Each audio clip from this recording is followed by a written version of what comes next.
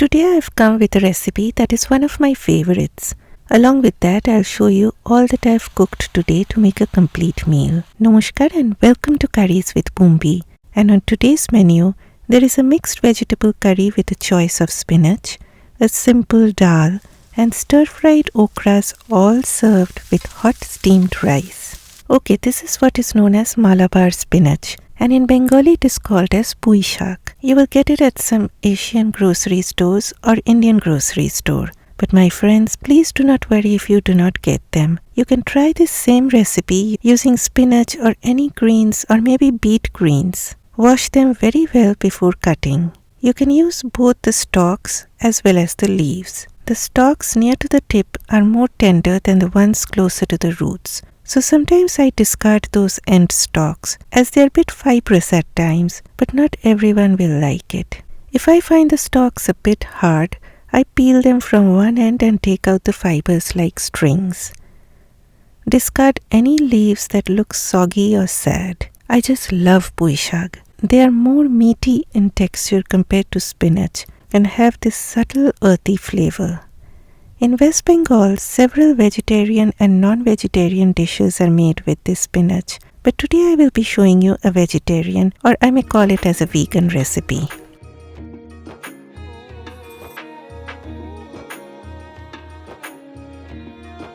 Okay, these are what we call in Bengali as bori. This is made with urad lentils. You will rarely get these at Indian grocery stores. I made these at home, but I don't think people will be interested in making these, as it takes a lot of time and patience. So these are totally optional. In a pot, I first started roasting the boris for a few seconds, and after that I add a little bit of oil. Boris have the tendency to soak up a lot of oil just like a sponge, so I roast them in this way. Once they turn golden brown, take them out.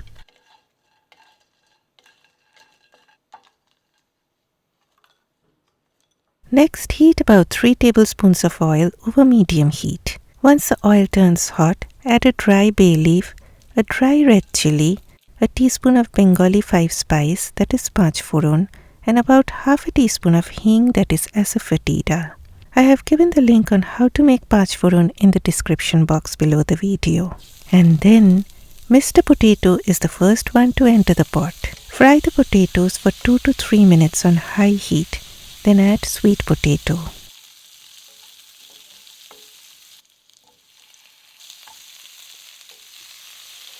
Put a cover on top for a few minutes on medium-high heat.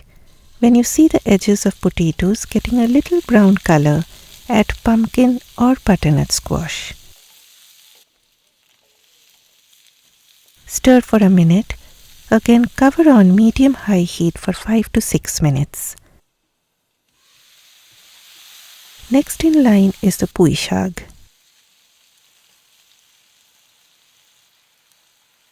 You can add any veggies of your choice. I am showing my choice of veggies, but that doesn't mean you need to strictly follow what I used. Just keep in mind to take a combination of hard and soft veggies, with the vegetables taking the maximum time to cook should go into the pot first, and the vegetables taking least amount of time to cook should join in last. The last veggie I will be using is an eggplant. Then about 2 teaspoons of salt, a heaped teaspoon of turmeric powder. I am growing these chilies. Though they look huge, they have zero heat in them, but they have this beautiful flavor. A teaspoon of chili powder and the roasted bori goes in. I won't be adding any water now because water will be released from the Malabar spinach as well as the veggies, and everything will get cooked in their own released water. Cover on medium heat and let it get cooked. In the meantime, I will be making a dal. I have taken an equal proportion of red lentils and tuvar dal. Sometimes it is also known as toor dal. You can use any one dal of your choice, but my friends, I highly recommend you to sometimes mix different lentils and cook it, because it turns out to be really very delicious. Wash the dals very well, and I always use a pressure cooker when cooking dal. It is quick, easy, and I can save lots of fuel. But that doesn't mean that you have to use a pressure cooker. You can cook your dal in a pot The only difference is that it will take more time and you will need more water. I added a teaspoon each of turmeric powder and salt, added about a cup of hot water along with a drop of oil to prevent the dal from foaming up, and pressure cook it for 12 minutes if using an instant pot or 10 minutes if using a regular pressure cooker. Coming back to the pui shag, it needs some more time. If you see things are sticking to the bottom of the pan and it's getting browned up at the bottom, then sprinkle some water from time to time. Usually no water is added to this. Whenever I buy Malabar spinach, I tend to cook a large batch as it is sold in a huge bundle at our grocery store. So I cook a large batch, divide them into portions and freeze them. You have to cover the pot, come back to it from time to time, give a stir and check on it to see whether the veggies have gotten soft or not. At the end, the pumpkins will look a bit mashed up, but this is exactly how this curry is meant to look. So though it might have a mushy-dushy look, it does taste delicious, and please don't be disappointed with that look. This is called in Bengali as pui shaget chotchori, and my pui shaget chotchori is all done. Okay, the dal is cooked. It is looking way too thick, so I added more hot water. Now my friends, add water according to the consistency you would like your dal to be. Since I have it with rice, I like the consistency to be thin. If you would like to have it with chapati, you can keep it thick. Here, I like this kind of a consistency. Add a tablespoon of oil to your pot and heat it over medium heat. Once the oil turns hot, lower the heat to low and add dry red chilli, 1/4 teaspoon of mustard seeds, and 1/2 teaspoon of cumin seeds. Mustard seeds should be allowed to splutter to release their flavor. Today I am using curry leaves. I know for some of you it will be very hard to get curry leaves, and unfortunately there is no substitute that can take the place of curry leaves. But please don't be disheartened if you cannot find them. Just leave them out. I covered my pot as mustard seeds as well as the curry leaves tend to splutter a lot when added to hot oil, and my camera lenses were getting bombarded by those flying seeds. Beginners, please do use a cover like this and be very careful. Next the dal goes in, and again with a lot of spluttering. So once again be very careful when adding the dal. I am growing cherry tomatoes, so I am adding them as well. Do a taste test if you added water to the dal and adjust the seasonings accordingly. If you cannot get hold of curry leaves, you can add a teaspoon of curry powder to this dal as well. Allow the dal to come up to a rolling boil.